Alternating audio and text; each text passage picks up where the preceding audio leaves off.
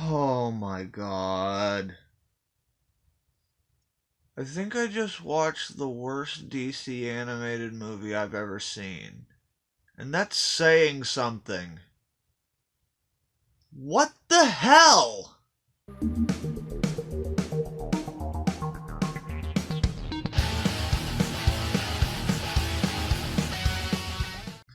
Greetings, children of the screen. You're from the neighborhood nerd scum here once again. And, this was my day off, so I thought, oh, cool.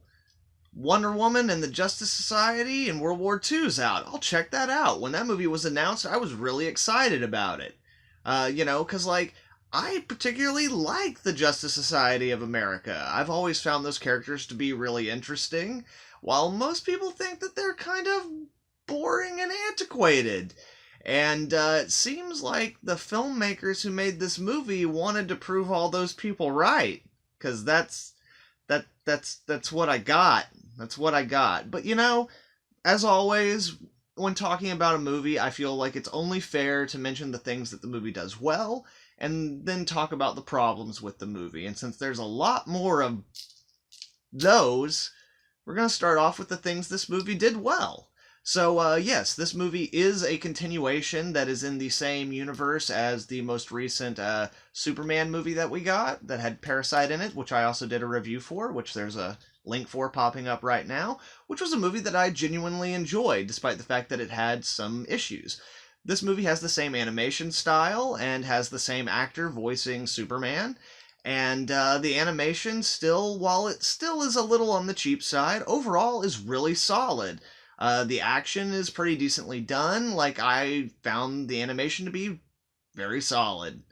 That's it. That's literally the only good thing I have to say about this movie. Jesus. So where to even start?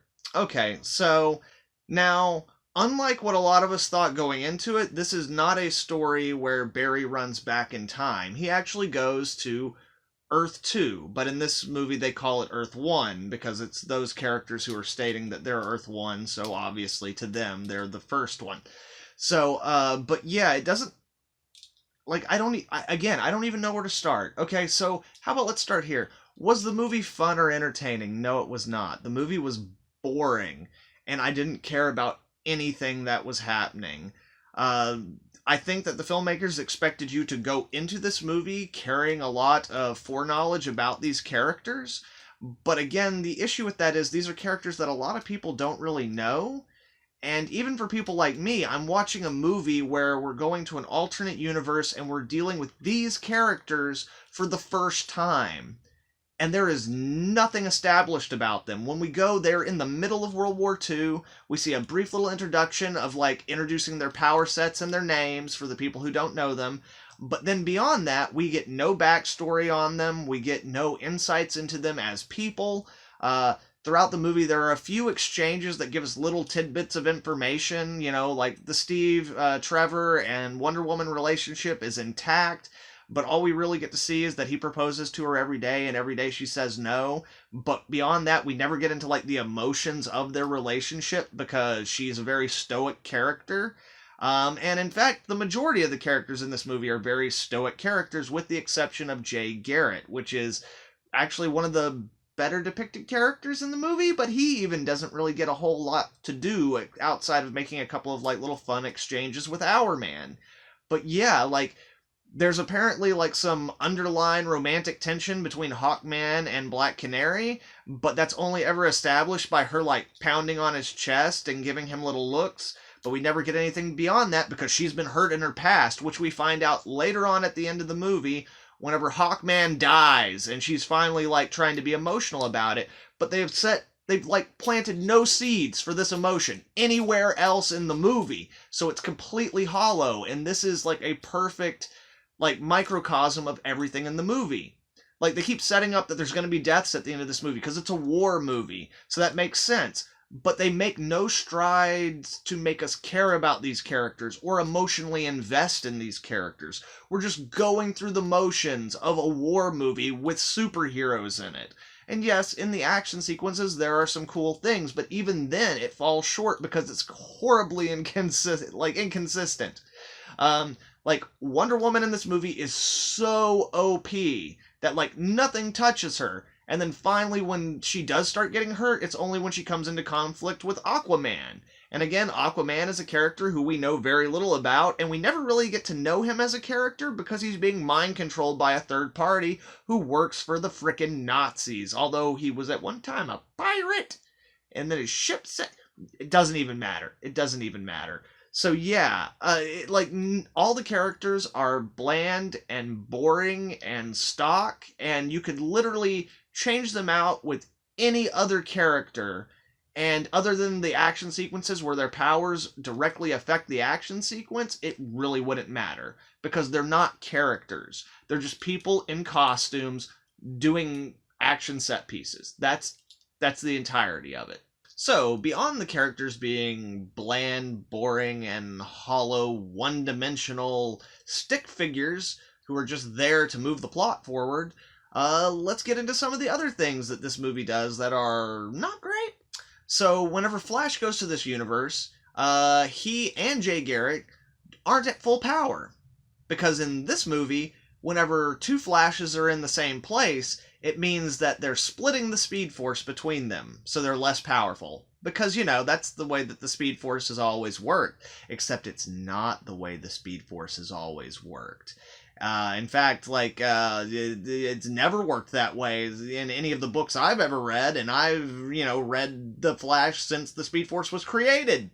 And because we have Jay Garrick explaining the Speed Force to us, which is something that, again, up until modern day, like back in the day when Jay Garrick was created, there was no Speed Force. Even when Barry was created, there was no Speed Force. But we're dealing with Barry and Jay here, so let's talk about the Speed Force and retcon what it is. The Speed Force is not like an extra dimensional speed force that is like an entity or a part of the universe or like an element of the universe. It's also not something that Barry creates himself as like a weird Jeff Johns predestination time loop.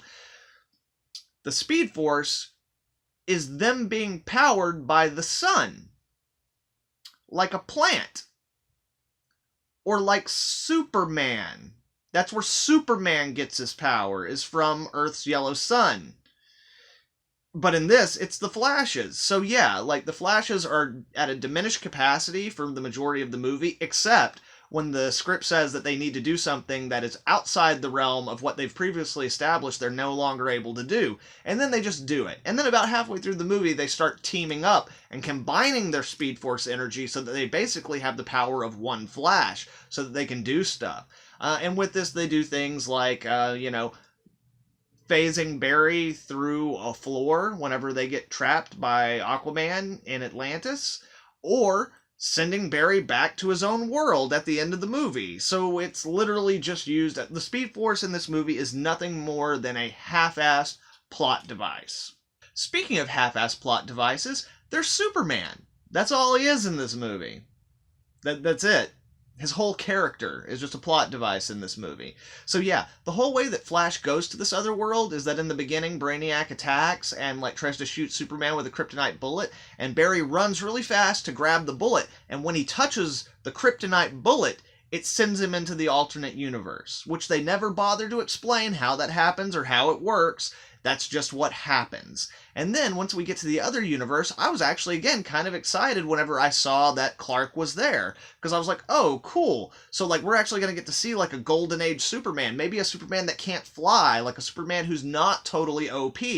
But then this version of Superman, his parents died when he was 3. The Kents died when he's 3. He grew up in an orphanage. He feels no obligation to be a hero whatsoever. He is a war correspondent journalist.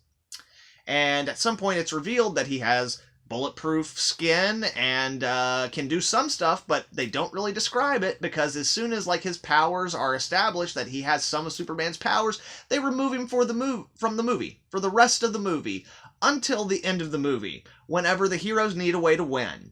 And then Superman comes back as a freaking Deus Ex Machina.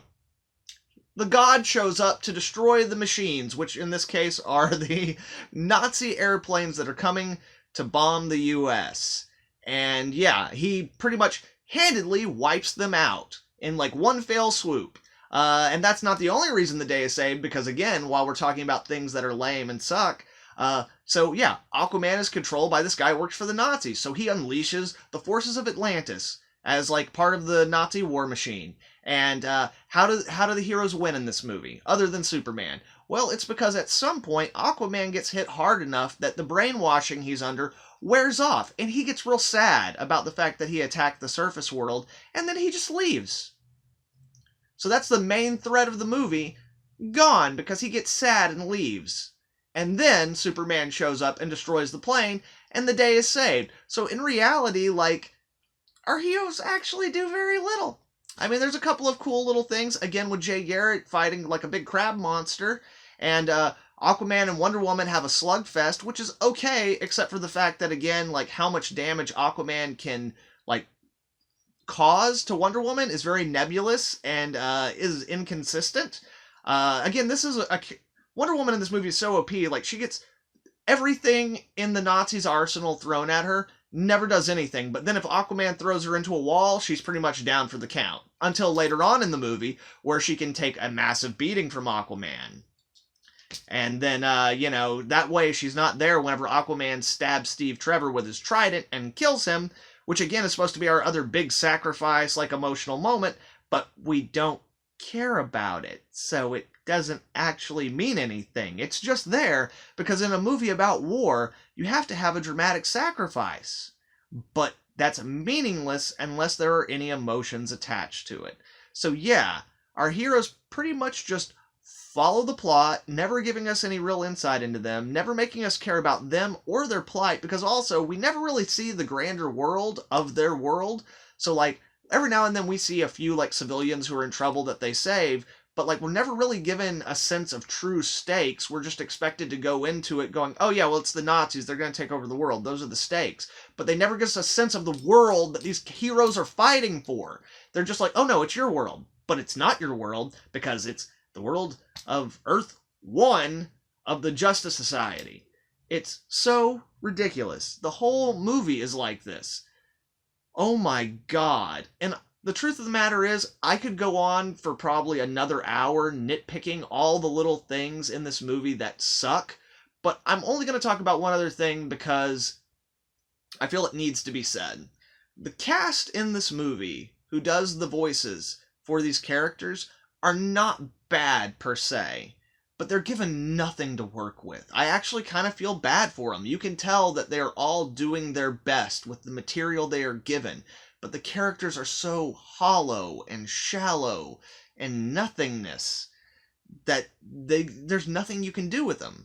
Again, like the guy who voices Jay Garrick, he does an okay job because that character's given a little bit to do, but even Barry Allen Flash, like, is not very much of a character. Also, while I'm on Flash, this isn't about the voice actor, but his design is stupid. Most of it looks cool, but something about the way that his mask fits on his nose, where like it comes down to here, and then there's like a point.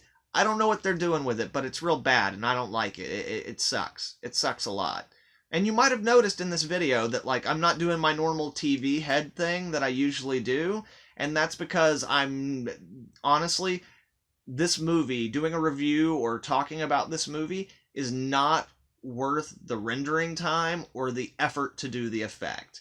That's how little I care about this movie, and how little effort I feel was put into this movie on the part of the director and the writers. Now, the director for this movie has only really directed a few other I think he's only directed 2 things. He's worked in the art department on a couple of the DC movies as a storyboard artist, and he's also worked on a bunch of Marvel shows. And I think he also directed some episodes of the Guardians of the Galaxy animated show, which was also not good. So yeah, like, all around, guys, yeah, like I said, I could go on for a while, but there's no point. This is an awful, awful, awful movie, and that's really saying something, because out of the last wave of DC movies that we got within the, like, Justice League War continuity, there were some that were really not good, and this blows them all out of the way. Even Justice League Dark, Apocalypse War, which I did a video on bitching about that movie, at least that had some really cool stuff in it, despite the fact that the movie in the end really meant nothing and was just it was only there to, like, have a big war and then a reboot. Like, there was cool action, but that was about it. But at least in that, there were like some cool character moments. There was character development from things they had previously set up. This movie has none of that. Like, and I mean, it doesn't have the baggage, but they don't even try to give the characters any kind of emotional depth for you to care about. So yeah, I am fairly certain this is the worst DC animated movie I've ever seen. Yeah. And I'm sure some of you will disagree, because there have been some bad ones in the past. But this one, throughout the entire movie, the only emotions I felt was boredom and frustration. So again, guys, I apologize. This video has been nothing more than a really long rant that I've been going on. But yeah, those are my thoughts on the movies. Did you guys check it out? If so, I'm sorry, but let me know down in the comments below what you thought of it. And if you like this video, please leave a like and share it with some friends. Also, if you're not subscribed to the channel, make sure to subscribe so you can check out all the dope content I'll have coming out in the future, where I'll be talking about things that don't suck and some other stuff that does. Thank you guys very much. I hope y'all all have a good one. NerdScum out.